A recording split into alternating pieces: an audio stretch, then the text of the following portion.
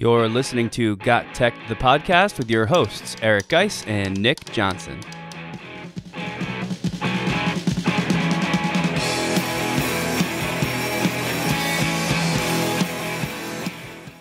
Welcome back to GotTechED, the podcast. This is episode 35 called 50 Chrome Extensions for the Student-Centered Classroom. In this episode, Geis and I share our top 50 list of Chrome extensions that will help make your classroom more student-centered. We'll feature extensions on productivity, curation, creativity, feedback, personalization, and presentation. This is a giant list with limitless applications. Check it out.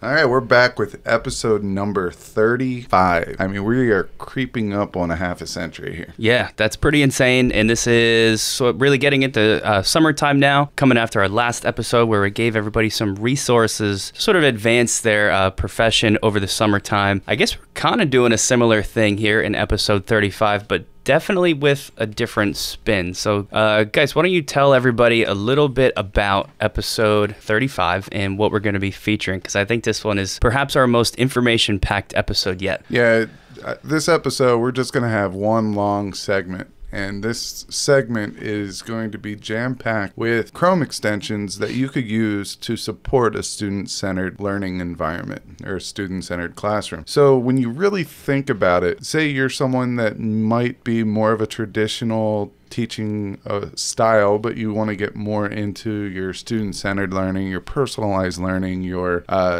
taking away yourself from the picture and putting more emphasis on the students taking grasp of their own learning. This will be a good episode for you because we are going to give you a list of Chrome extensions that support the student-centered classroom that you can get familiar with over the summer. And that's very important because when do we have the most time to work on stuff that we're doing for next year, especially if we're doing a big change, and that is over the summer. Right, so we're going to be featuring 50 different selections. That's 50 different selections. So we're going to go really broad for today's episode, but sort of back off on some of the depth in each one of these. So this episode's for those of you that really just want to hear as many different options as possible. Keep in mind, definitely not all of them will work for you, but maybe out of the 50, if you even hear, 5 to 10 of these things that spark something inside you, make you say, yes, I want to check that out. I want to do some more research. Then you go look it up. You add it to your own Google Chrome and you start playing around to see what it might do for you. So one thing that we need to know whether or not you like these types of episodes. So please, when you get a chance, you could go find us on GotTech.com. You could leave us a little message there. We have a little contact form where you could let us know what you want and we'll make sure that we fulfill that need. But also, we're curious to see if this is the type of episode that you want. So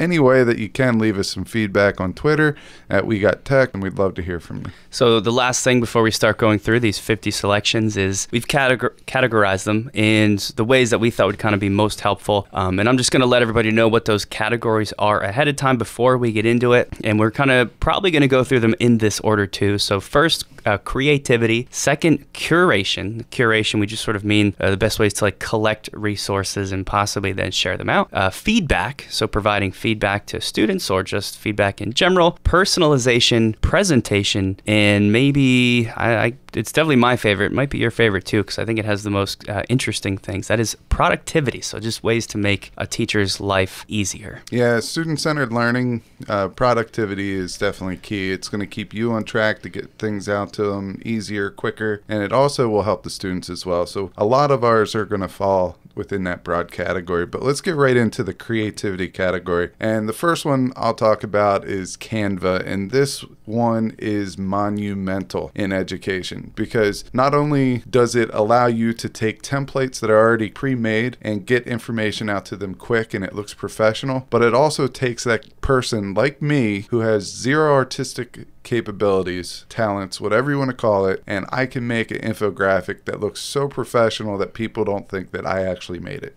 And for Canva, I can't stress enough the time-saving aspect. It's all pre-done. It's all templates. 30 seconds, you type in your own text, and it looks like you hired a professional graphic designer to create something that you can share on your social media or any other place. The second selection is called ColorZilla. I've talked about this one before. I love this because I'm obsessed with matching colors, almost in sort of like a branding sort of a way. All my videos that I post for my students, I make sure that the colors match. These things are out there online with my name attached to them, and I want them to look good and look as professional as possible. And a big part of that for me is making sure, like I said, that the colors are matching, or I can select very specific colors, maybe steal a color from an image I'm using. And ColorZilla lets you do that with a super advanced eyedropper, just like you would have in any sort of word processing or most sort of creation apps or creation tech these days. But it lets you do that from any website in your Chrome browser at any time. There's also a color picker, a gradient generator, and all sorts of other goodies when it comes to selecting and using colors. I love ColorZilla, and it's a strong choice, strong selection for me. Now, a lot of these we could put in multiple categories, but just note that we already thought about that.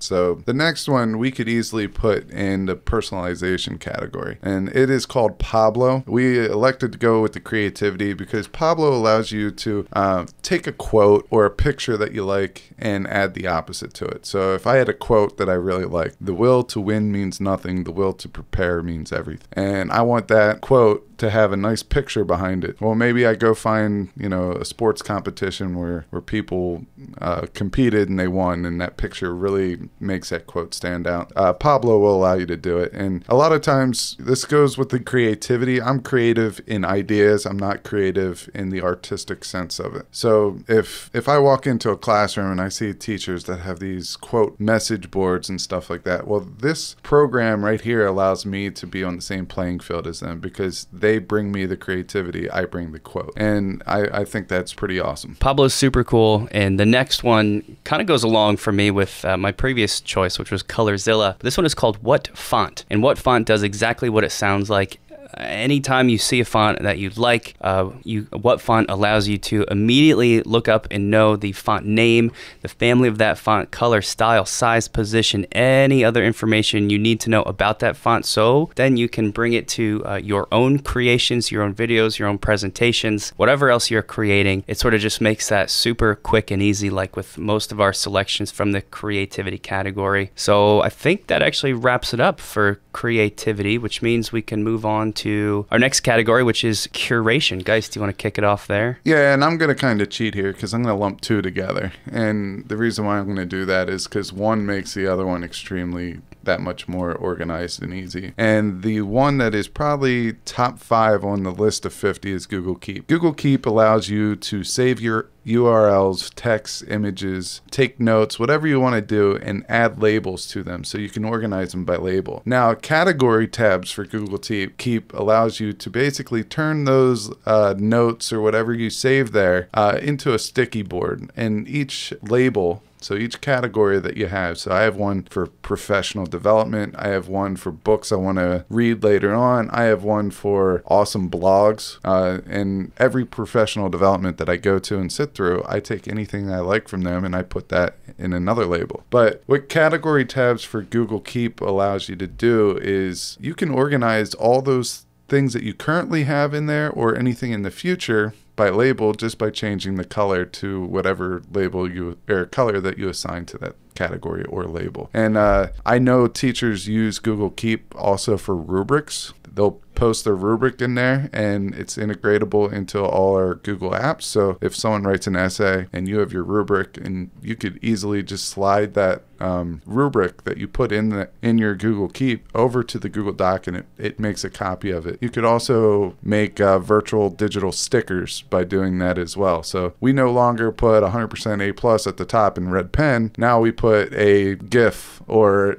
a sticker at the top of it, and you slide it over from Google Keep. So those two are pretty awesome, and category tabs for Google Keep definitely enhances Google Keep itself. Yeah, that's a great one for anybody who likes to organize. For me, that really jumps out. My next choice in curation is something called Evernote Web Clipper. Just imagine, I think the best way to understand this is going to a website, and sometimes it's a pain to kind of figure out how to store that information. I guess you could bookmark it so that it's there for later, but sometimes you want stuff saved locally. Maybe you want to add it to your Google Drive and save things in different picture formats or just text. Well, Evernote Web Clipper makes all that really super easy. It allows you to clip any web page you're on. Within that, you can highlight the information that you're interested in most. Maybe there's something you want to focus on later, maybe something in particular you want your students to see. You can highlight that, sort of like in an annotation style, so you can annotate the website. My favorite part is taking screenshots. For me, I'm still going all the time to this snipping tool that comes on my computer, but this is like a way faster version of that to get a screenshot of whatever website you're on. And the best part is having immediate access to that information afterwards, kind of whenever and wherever you need it, without kind of scrolling through your files in more of a long form sort of way. So Evernote Web Clipper is really quick and awesome way to save content from websites in a nice, clean, and organized way. What is the difference between the snipping tool and Evernote Web Clipper? And I will tell you, because I know that this isn't something you're familiar with, Yeah, but I am. I don't know. With a snipping tool, that's literally a picture. Right. With the Evernote Web Clipper, if there are hyperlinks in there, guess what? That comes with it. So if you have pictures or hyperlinks, all that stuff comes with it, and it's all live like it would be on the website. That's awesome. Yeah, that is pretty sweet. Next one is another one of my top 5 favorites, and it's because I don't have a lot of time on my hands. I know teachers out there, you don't have a lot of time on your hands, but you want to constantly grow. And the reason why I know that is you're listening to this podcast, and that's your professional development. It might be in your car, you might be mowing the lawn, you might be doing the dishes, you might just be sounding out your kids with a pair of headphones in your house. Who knows? But with Feedly, this allows you to get the content that you want to be able to read and get to very quickly. What it does is it collects RSS feeds. So every blog, every podcast, anything that is published in blog form has this RSS feed. And this podcast has an RSS feed. But you could collect these RSS feeds from your most famous people that you like to follow. The Eric Kurtz, the Alice Keelers, the Casey Bells, the Matt Millers, all these people. The Jeff Bradburys, we could keep going on for days. You can take their RSS feed, put it into Feedly, and it will publish, like when you open up Feedly, it will show you any blog that they've published recently. So you can look at today's blogs that are new, and it will only show today's. If you want to go back a day, you could do that. But it's an easy way to get content and be able to find the stuff that you're interested in very quick. If you like the content and you want to read it, you could save it for later. You could read it then and there, or you could swipe left or right, depending how you have it set up, and you can just delete it off your Feedly. So awesome resource. That's awesome. Yeah, Feedly is one of my faves. And the next one is too, Google Arts and Culture. It's just so cool. If you go to Google Arts and Culture, the best way to think about it is just sort of like an online art gallery, an online museum that features thousands upon thousands of artist works, kind of organized by type and by artist or by museum. Now, of course, there's no substitute for going to an actual museum or gallery and seeing these things in real life. But something like Google Arts and Culture is there, of course, for those things you can't do. Maybe going to another country.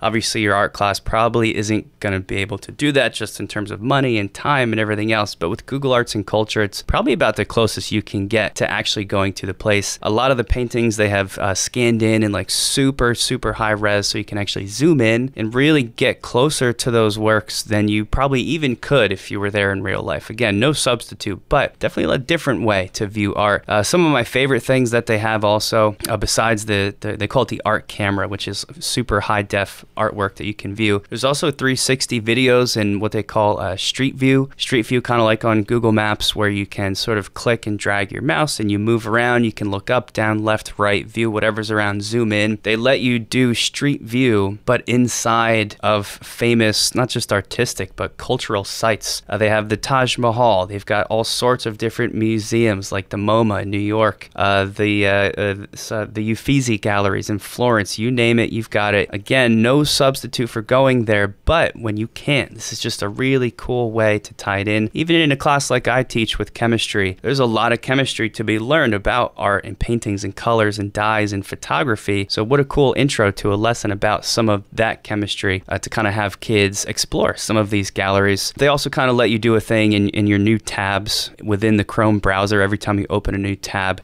Google Arts and Culture will automatically sort of pop a different image each time into the background of that tab. So lots of really cool stuff there, not only for yourself, but for your classrooms as well. All right, so I'm going to bundle a couple of extensions together. And the reason why we put multiple there is they all have little pieces which are different. And really, we're not saying use them all. We're not saying use any. We're just saying find one that fits your need and use that one. And that's the thing. I mean, there are a lot of extensions out there that repeat the functionality of another, but some are just better for you, or some look different that pleases you more than the other one. So the next two are Save to Google Drive and Save to Pocket. So if you're a big Drive user, I would probably say, hey, go to Google Drive. You like this on the website, you like this piece of content, it will take a screenshot and it will save it straight to your Google Drive. So if you're going and there's someone did a very cool way of solving a math problem and you want to take a picture of that and you want to share it to everybody in the classroom, and the way that you do that is through a folder, I would say get saved to Google Drive. Now, if you just want something for your own personal leisure and you don't want to crowd your Google Drive, I would say save to Pocket. It allows you to create labels and read it later. It's very similar to Google Keep. Me personally, I don't see myself going away from Google Keep, but if I don't want to crowd my Google Keep and I want a secondary option to create a resource thing, I would probably choose Save to Pocket. If I want to share it with students, I'd probably use Save to Google Drive. But I would also have Google Keep there for certain projects as well if I just wanted to make that my rubric place. So you have plenty of options. We're giving you options, and these are extensions that we're familiar with or we know other people use, and that's why we incorporated them on this list. And this next one is kind of tough for us to talk about. Well, the school that Geis and I teach at, we are a Google school, I guess you could say. The kids have Chromebooks, and that's primarily what we use. However, we are not a Google Classroom school. We have another service that does sort of our learning and management stuff for us. So we're familiar with Google Classroom, but definitely not experts, only because we don't get a chance to use it with our students on a regular basis. So this next one is for those teachers that are using Google Classroom, and I'm just going to sort of talk from what I've read about this app. It's called Share to Classroom, and it sounds really awesome just in terms of, again, that curation piece, but really saving time. That's sort of the theme for a lot of these so far. What it allows you to do is, with the Share to Classroom extension, if you find a web page that you want to share with your students, and I like the immediacy of this, it allows you to take that web page and push it out to any of your classes within Google Classroom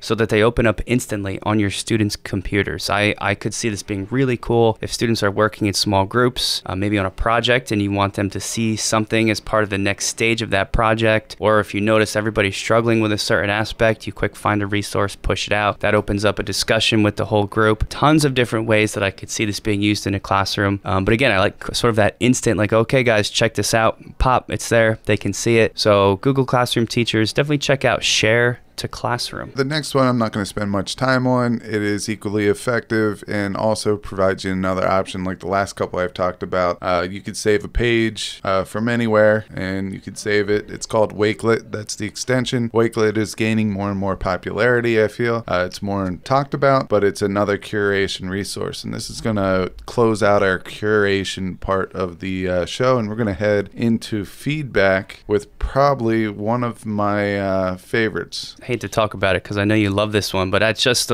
before we came in here to record this episode, I was kind of frantically trying to finish up some grading as the school year winds down. And anybody any teacher who's graded stuff electronically, the value of canned comments you can't say enough about it. It just makes things so quick and easy. The simplest level, just kind of control seeing the same comment back and forth. You can only do one comment that way. If you need a variety of comments that you're making over and over and over again, there's definitely some resources out there that make that easier. So this is, I think is the best one, and it's called Checkmark. Checkmark lets you do just that. You can create canned comments, and just within the Google Doc that you're editing or providing comments for, sort of instantaneously insert those canned comments for feedback on probably, I would imagine, some sort of student writing. It doesn't have to be necessarily writing any sort of project that's been created in that doc. So fast, so easy, especially for those assignments where you know the kids generally, I don't want to say make the same mistakes, but where you end up providing sort of the same feedback over and over again, or the same 5 pieces of feedback. Now it's just click and drag, click and drag, click and drag, and it goes so fast. So Checkmark has always been one of our GotTech favorites, and definitely worth bringing up here today to start off the feedback category. All right, another one that is kind of newer to me, but I've used it and I think it's pretty cool. It's called ScreenShade. All right, ScreenShade is it's an extension by the EdTech team, and it lets you quickly and easily cover your screen or a portion of it. You could use ScreenShade to hide answers to questions. So if you have a whole bunch of questions up there, you already want the answers up there, so you don't need to type them and put them in and wait a long time. You could just cover that part of the screen, and as you go over them, you can move that shaded area down so it reveals the answer. One thing I want to try this with, and I haven't had the chance yet, is I want to see if this will finally be an easy solution to creating the what is it called with game show. Help me out here. A specific game show you're looking for? You get X's if you get it wrong. Come on. I'm having a case of the Thursdays. Oh yeah, the Family Feud. Family Feud, that's the one. Got it. So as you can see, we don't have what we're going to say written on paper. Otherwise, I would have had that one down. But the Family Feud, I want to see if I want to start off a professional development playing the Family Feud, but I want it in a way that it makes sense. So I'm wondering if this will take care of that. So I'm really hoping ScreenShade will allow me to do this. That's an awesome idea. And the next one, honestly, truly one of my favorite Chrome extensions. I use it all the time in my own classroom, and it's called EdPuzzle. What EdPuzzle allows you to do is not so much give feedback, but it preps you for what feedback to give. Any teachers that are interested in blended learning, flipped classroom especially, imagine finding or creating a video. That video is on YouTube. With EdPuzzle, you can take that video, crop it down, which is just one very small aspect of what makes it so great, but crop it down. And the really cool part is explaining over top of that video things in your own voice. So it's sort of like enhancing the video with your own additions that you can record. And for me, the best part is embedding quiz questions throughout the video. So when you watch a video through EdPuzzle, it's the same video that's on YouTube, but there's stopping points where the video will automatically stop, and you set those yourself. And then at that stopping point, it asks the students who are viewing it different questions. So it's a way for them to kind of self-assess and keep track of,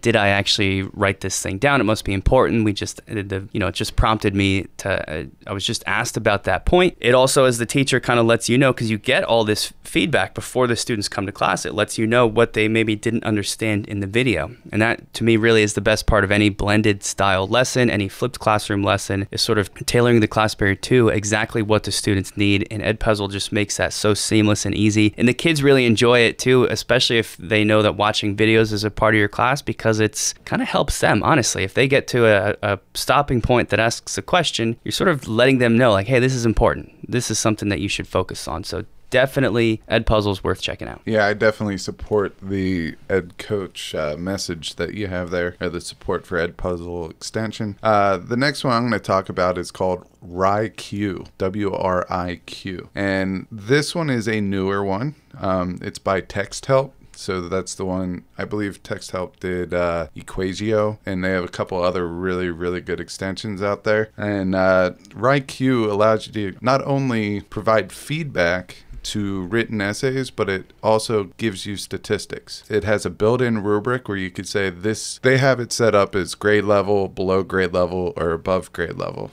for each thing. And you can create, it's a new extension, and they're going to bring this, the ability for you to be able to implement your own, or integrate your own rubrics into it. But right now, those are your 3 options. But by the end of the summer, you should have that capability. That's what I heard about it. But ReichIQ is amazing, because it's like everything that you want in a feedback extension all in one area. It has the ability to easily turn on the grammar checker, so you could see how well your students did grammar, spelling, stuff like that. Provides those statistics, and that's the key word, statistics. If you're able to see statistics, you're able to see what part of the writing is lacking. All right, so that's awesome. The second thing it allows you to do is to kind of highlight areas of strength and weaknesses and all that good stuff. But all this gets pulled in and it shows you data on it. And it shows you if they're above level here, below level here, on par, that type of thing. The one thing that I wish that they consider, and Text Help is always awesome at taking feedback. I read some of the forums and message boards with Text Help and I hear great things about them, but if you could also have the option of doing voice comments with this extension, that would eliminate the need for 5 to 7 extensions that I use while grading, depending on what the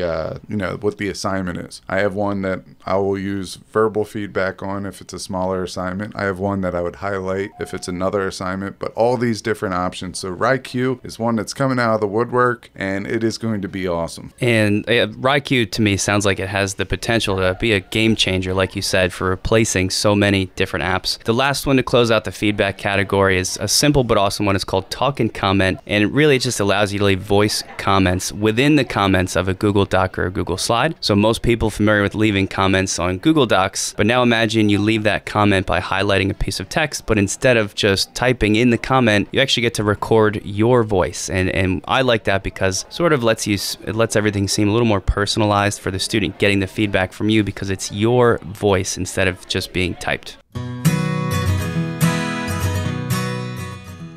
You can follow GotTechED outside the podcast at gottech.com or on Twitter at WeGotTechED. All right, it's time to get into one of my favorite categories, and this is personalization. And students really like it when you go the extra, mile here. Even though it's not that hard to do this, when you take the time to relate to them a little bit outside of the sense of the content. So for example, Bitmoji, a lot of people have heard of Bitmoji, but it's very effective. You see people incorporating these in their emails. It's something that you could use across many different communication methods, such as your email, any of the Google apps. They even have an app you can download on your phone so you can text your Bitmoji around. That's awesome. Bitmojis are big. It personalizes the learning. It gives them little messages like you did it. Pretty much any scenario that you could think of, it will have your personalized Bitmoji, so it kind of looks like you, even though mine, I'm not 100% sure it does, but it's close enough that they get the point. But Bitmoji is a great one. Yeah, Bitmoji is probably my favorite of the emoji choices we have here. There's a couple others. I'll just sort of lump them together. Our next two selections, kind of similar things, but not as cool in the personalization aspect that Bitmoji does, but still awesome in other ways. One of it's called Emoji Keyboard. It's kind of the same thing as when you text emojis on your phone. It just makes that possible in your Chrome browser. So anytime you're typing in some sort of a text box or a Google Doc, you can insert emojis in that. So that's a super fun way to personalize some of your documents. Same thing for emojis for Google Chrome, pretty much the exact same purpose. Also, our last one for this one is Giffy. That's Giphy. Giffy brings you the power of a GIF search engine anywhere on the web. So you can respond to emails, tweets, and more with GIFs quickly and easily. So these could just be funny little inspirational things that you could send to people as they complete assignments and things like that. And those are the things, especially if you make them unique to the student or relatable to the student. If you find one that if some kid was talking about how he liked the Eagles or the Giants or whoever, neither one of those is my team, that's a disclaimer.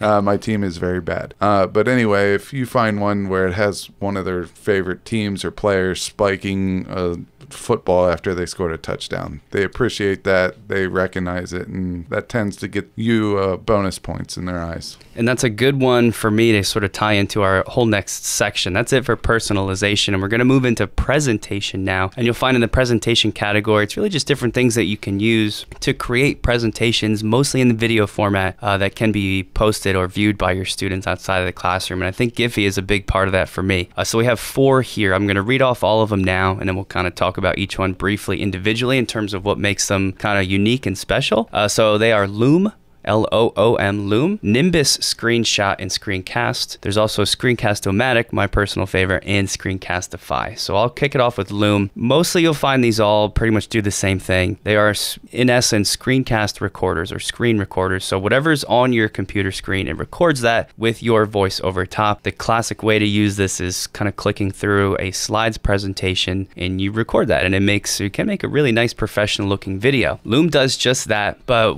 really what I like about about Loom is that it lets you insert a headshot, so records your face through your computer's webcam, which most of these services do also, but Loom's, I think, is just the most attractive one. It puts your face in a circular shape, which I know sounds like a silly minor detail, but that circle to me just looks better than most of the others, which as far as I know are still using like a little square image of your head. So that's really what I like about Loom. And of course, once you create the video, there's all sorts of editing options where you can add in effects and sounds and highlights, and then you can share it out, push to YouTube, or really, I think most of them lets you push to really any other video storage platform from there, but Loom's definitely a cool one to check out. See, Nick is very easy to please. I'm a little bit more nitpicky with my presentation extensions. Loom is great, and I do understand what he said about the circle. Another thing about it is it's very connected with G Suite, so that's another thing that I would give it. And Screencastify is exactly the same as that. There's very little differences in functionality. It is a square picture. I think Loom's a little bit more user-friendly, but Screencast-O-Matic,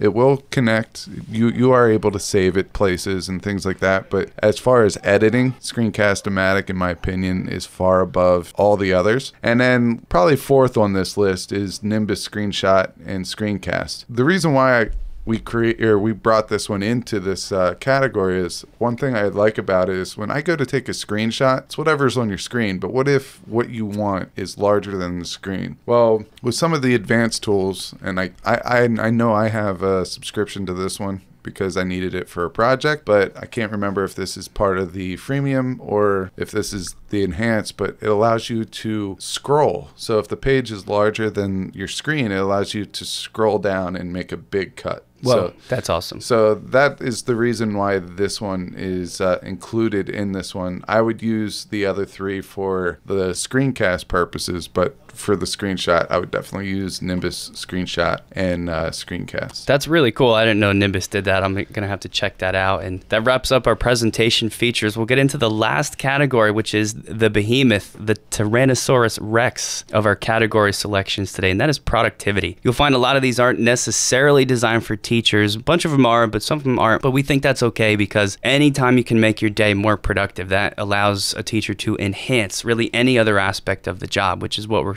looking to do here. So our productivity category, I'm going to kick it off and steal one of my favorites. I hope you don't mind. It's called Bitly. If you don't know what Bitly is, almost for sure you've seen what Bitly produces or what it creates, and that is a special type of an abbreviated link. I remember being in school when sort of the internet first started to get used in school, and a teacher would give me a worksheet with a website link that I was supposed to go to with the Chromebook or with the laptop cart that we had for that day. And it was like, you know, the whole length of the page and then multiple lines, and I was trying to type in all these random letters like 15Z9CHKXAU2. Horrible. You make a mistake, you can't get there.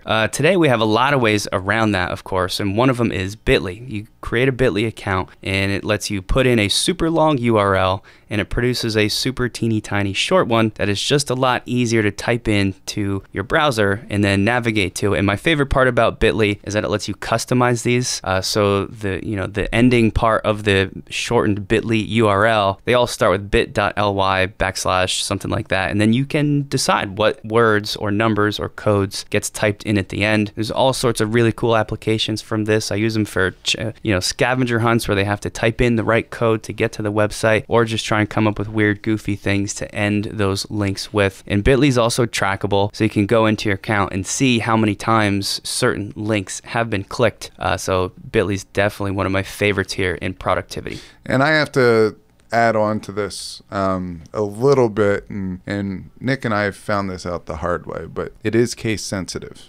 So anything that you type, so if we were doing a presentation introducing our podcast GotTechED and we did bit.ly/GotTechED, if we make it a mixture of lowercase and capital letters, they have to type in the lowercase and capital letters. It is specific like that. So one piece of advice is to make it all either capital or all lowercase there. If you start bringing in numbers like 0, that's going to even confuse the matters more. So you want to avoid that.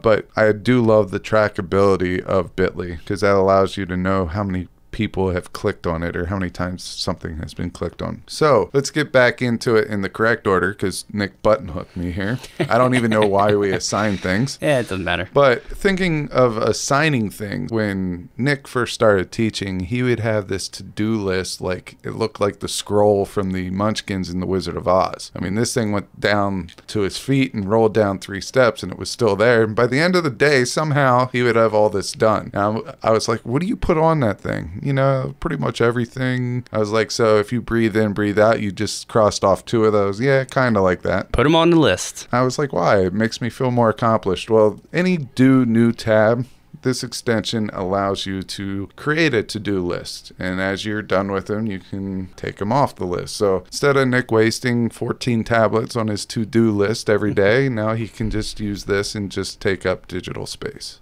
Yeah, that's definitely out for all the other list makers out there. Check out AnyDo new tab. The next one is DocHub. I'll talk about this really quick because it's pretty simple. Anytime you hand out permission slips or documents that you need signed, this could be syllabus at the start of the year. I run a ski club at the school, so there's all kinds of permission slips and monies that have to get turned in. Get rid of the paper. DocHub allows you to turn those into PDFs, and those PDFs can get sent through Gmail, and you can electronically sign and then collect and organize all of those permission slips. And I'm sure there's a ton of different ways you could apply this in the classroom too, but DocHub is just a really nice way to simplify and cut back on the paper usage. The next one is Equagio for math and a lot of science teachers. This is a go-to. It's a must own. So with Equagio, it is a pain in the tush, keeping this kid friendly, but it's a pain in the tush to type in a formula and have to subscript, superscript, and all that, and then copy it in so it formats into your Google Doc or your Word document so it looks right. Well, with Equagio, you can write it if you have a touch screen. You can type it and it converts it. It knows what you want to say, or you can say it. You could do a screenshot from a different website if there's a problem that you want to take, and what it does is it will properly format it and throw it into your Google Doc or your test, whatever you're doing, or your worksheet, and it will easily bring those formulas formatted in a way that you want. No more worrying about which shortcut does a superscript or a subscript or anything like that. It's gonna, you say it, you write it, you type it, it's going to convert it, and that is awesome. And this is, you could get the premium version if you are a teacher for free, which is awesome. I believe this is another text help, and this is why I will say text help 40 times in this episode, because if they're going to keep being on the side of teachers and making these tools available, you know what? I support text help a lot. There's a free non-paid advertisement in a podcast for text help. Yeah, Equagio should get another one of our game changer stamps here because it's just so awesome, especially for the science and math teachers out there. Kind of the same thing with my next choice, which is Extensity. Anybody else out there like me that wants their screen simple, neat, clean, not a lot of clutter, that means the fewest tabs possible. That can also mean the fewest number of extensions possible. You know, when you add an extension to your Chrome browser, it pops up a little icon in the top right-hand corner. I don't like that. There's too many of them. To me, it just looks messy. And I know that doesn't bother everybody, but another downside is if you do have a bunch of extensions running, it can slow things down. So with Extensity, it kind of lets you turn off and on the extensions that you use most often. I know there's times of the year where I'm grading a lot more, so maybe I leave on my grading and feedback extensions. Times of the year where I'm doing other things more, so I turn on other extensions. It's just a really nice way to speed life up and kind of speed up your Chrome browser function as well. And I will say something with Extensity and another extension that I use, Talk and Comment. If I have all 167 of my extensions up and turned on, and I try to do Talk and Comment, it will slow down my voice so I sound even more like Eeyore. It's all right. No one needs to remember my birthday. It's okay. No one needs to help me find my tail. You should do the whole podcast like that. It would be huge. I'm pretty sure we lost about 50 people right now. But yeah, so make sure you're turning on and off your extensions with Extensity. Next one, quick, easy, kind of fun for me. It's called Forest, and the whole thing is it wants to keep you productive. So what you do as a person, if you find yourself working and you always go to social media or Amazon or wherever you want to go and waste time and be not as productive as you can, you get Forest. And what that does is it allows you to create like a list of these websites that are unproductive. You set a time limit that you want to be productive, 30 minutes on, 5-minute break, something like that. And what it does is it plants a seed up in your top right corner. And as you get closer to the 30 minutes of production, it grows a tree. It grows into a tree. But if you stray off into one of the listed sites that are distraction, it will start to kill and wither your tree. It's kind of sick humor, but that's the point of Forest. It keeps people, you know, just actively engaged and focused and to complete a task. I'll do this next one really fast too. Everybody knows about Google Calendar, but did you know that Google Calendar has a Chrome extension as well? It really does everything that your Google Calendar does, but it lets you sort of have a really quick overview of anything that's in your Google Calendar in sort of like a one-click kind of way, because now it's up in your extension bars. So just think about it as like really quick access to all of your calendar appointments and locations and documents. All right, the next one, me going for my doctorate, Grammarly has saved my rear end so many times. It will help me with my grammar. It will teach me what I'm doing wrong, like things in a series. I always screw up things of a series, matching, you know, everything together. So it also keeps those statistics, and it sends me a report every once in a while. It lets me know where I'm improving in my writing. Grammarly is an extension that everyone should have. Just be careful, because sometimes if you have more than one of these grammar type extensions, sometimes they don't always play nice together, but I will tell you Grammarly is by far the most superior one. Yeah, I use it too. It really helped me out with my problem is writing in passive voice. I do it all the time, and it helps you kind of fix stuff like that over time. Really awesome. The next one's another quick, easy one to start using. It's called Hover Zoom, and if you have Hover Zoom as an extension in your Chrome browser, when you kind of mouse over top of a thumbnail image that might be otherwise too small to see, it sort of automatically enlarges that image and lets you get a good look at it, so you can decide what you want to do with it, save it, share it, or otherwise. So Hover Zoom's pretty cool. Another one that does pretty much the same thing, but I really like it when we go to Google Images, because it will do the same thing, is Images, and that's IMAGUS, and it allows you to enlarge the thumbnails and bring out these images. So if you set it to the smallest setting, you have 50 pictures showing up there, and you want to see which one actually has the correct labels on there, and you kind of want to preview it. That's when you would use it. So that is Images. And next we have LastPass, LastPass. I didn't get into this at the start of the school year, but I wish I had, because it sounds phenomenal. Everybody knows all the different subscription services we have these days. We've all got a list of probably 20 to 100 different passwords. I still have mine on a piece of paper somewhere, which is insane because I'm constantly crossing things off and updating it. With LastPass, it automatically saves all your passwords. It also gives you secure access from any computer or mobile device you're on. Takes away all the memorization aspect for you. Extremely big time saver to use LastPass to really not ever worry about remembering or changing a password ever again. All right, I'm going to bundle two together because they have pretty much the same functionality, and that's Mercury Reader and Print Friendly PDF. Personally, I like Print Friendly PDF a little bit better because it allows you to kind of go in to a web page that you want to print out, and it will have X boxes on every component of that web page, and you can choose which ones stay and get printed and which ones go. Mercury Reader automatically clears away the clutter from all the articles instantly. So if it's something where I just wanted the article, I would use Mercury Reader. If I just want the words, but say I want to keep a couple pictures or something in there, then I would use Print Friendly PDF. That's awesome. The next one, it kind of goes along with Forest. So imagine using the Forest extension along with this one. It's called Noiselee. Noiselee is, again, for maybe people that have a hard time focusing while you're trying to work on something. When Noiselee is activated, really it just kind of creates a nice environment by blocking out annoying noises and creating the right environment for you to work and relax. Like I said, if you sort of have this turned on alongside with trying to keep your forest alive from the Forest extension, maybe you'll reach new heights of productivity. The next one is called One Click Shortener, and it's a lot like bit.ly. It's a lot like Bitly. The one difference is in social media, when you go to Twitter and you want to post a picture or something like that and it has a super long URL, but say you don't want to customize it or track it like you would in Bitly, you could use one-click shortener and it will automatically shorten the link, and you could just copy and paste right in. It kind of takes the one step out of Bitly, or 2 steps. If you're doing it to customize it, that would be an additional step, but just bare bones, getting a regular Bitly link, you would have to click on the Bitly extension and then say that you want this URL and put it in there and all that. Where this one, you just click the extension and it automatically creates the smaller link. So a little bit different there, 2 different purposes, both equally awesome. Yeah, that's really cool. And then we have OneTab. OneTab is not for me, but I know Geis is going to get upset about this because it's totally for him. All right, just stop. I'll do this one. You should probably just do this one, all right? OneTab is amazing. It is a game changer, in my opinion.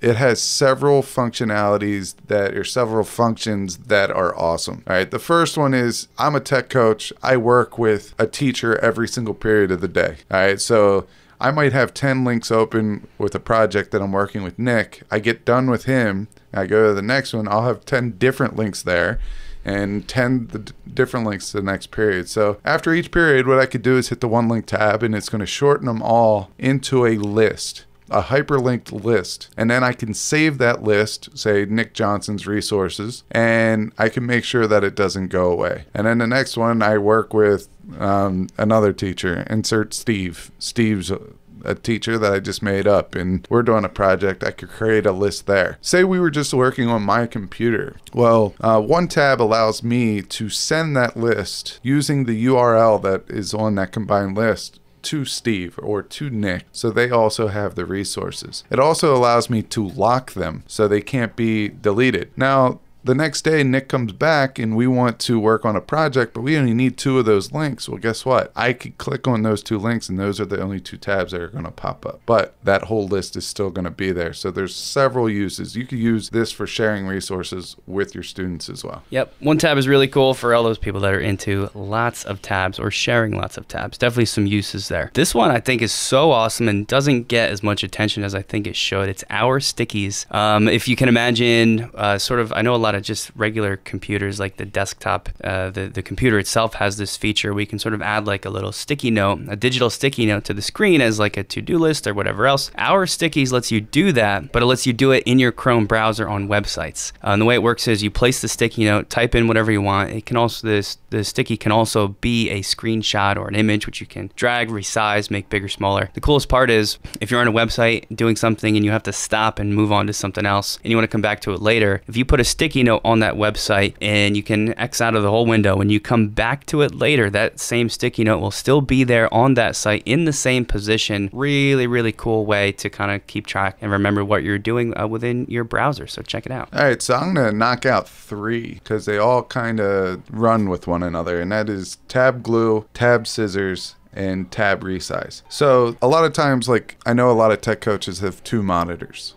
So what they'll do is they'll throw up something and say they want to work on something else. So they'll kick that window over to a different monitor and work on something else on the main monitor. Well, on your Chromebooks or anything where you have Google Chrome, you can get tab glue, tab scissors, and tab resize. So tab scissors allows you to split a window into 2, but they're still in one tab. So you could see 2 different things. So if you're working on transferring information into a Google Sheet, so off of an email into a Google Sheet, you can use tab scissors and have your Google Sheet there and your email. So you can constantly work on work off of 2 things. Now, tab glue allows you to glue those windows back together. So it's kind of the opposite, but my favorite is tab resize. And tab resize allows you to split the screen, resize it in different formats that you want. So say you want 4 different web pages up there. One is super important, the other 3 are important, but you want to be able to toggle between the 4. Tab resize would be that way of looking at them all without having to buy more monitors to get one on each screen.